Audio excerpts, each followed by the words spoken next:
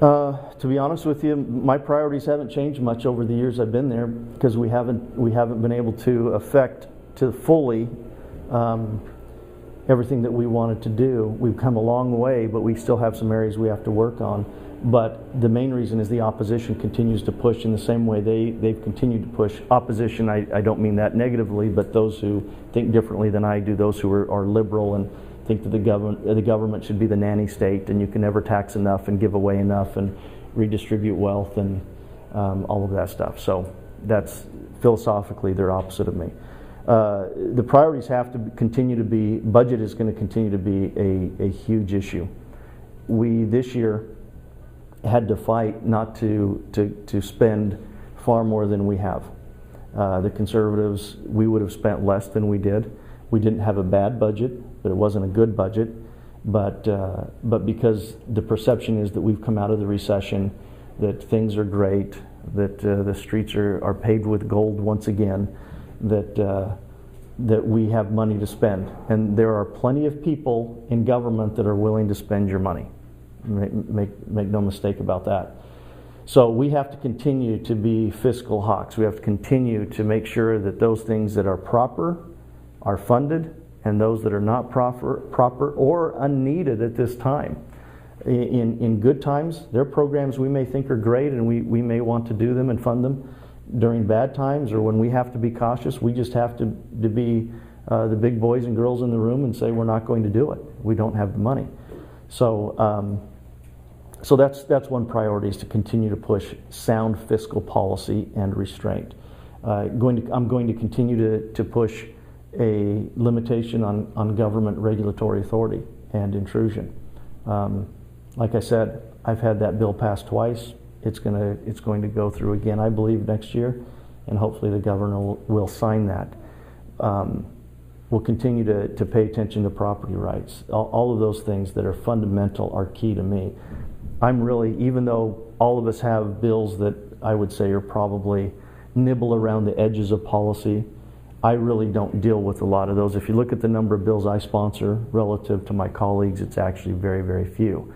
And I try to focus in on big policies that are going to make big changes, and I don't spend a lot of time dealing with the little ancillary kind of policies. There are plenty of people that will do that. I just don't think that's going to affect change. I think that's simply going to, again, nibble around the edges of a very large problem and bureaucracy. So I tend to go after the heart of the matter, whatever it is I'm dealing with, like regulatory reform at the agencies. I mean, that's a big piece. In my opinion, that's the best bill that we've seen in the last probably 10 or 12 years. It is huge. If I can get the governor to sign it, it's going to really limit the authority and scope of lawmaking that the agencies now engage in. Again, unconstitutionally so, but that is a huge piece of policy. And so those are the types of things that I will continue to work on. Business issues. I'm one of you. I'm a businessman. I was raised by a businessman.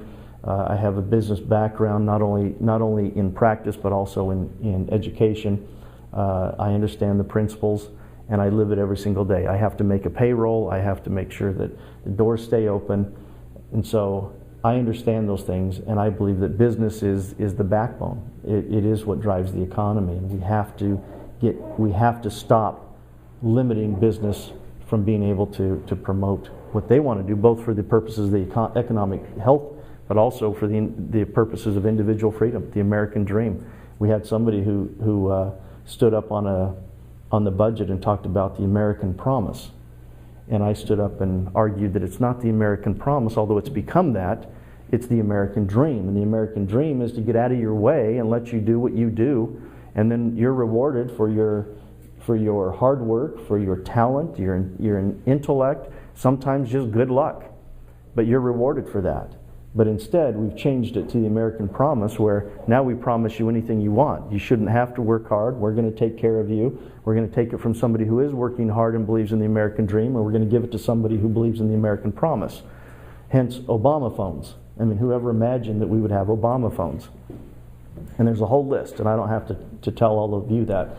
So we have to continue to promote that idea, and I am very vigilant and diligent in promoting the idea of the American dream, not the American promise.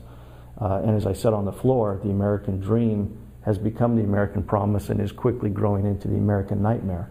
And that's what I'm concerned about. So I will continue to fight for those principles: small business, freedom, economic health, limited government. I've done that for 12 years, and I will continue to do that as long as I'm at the legislature.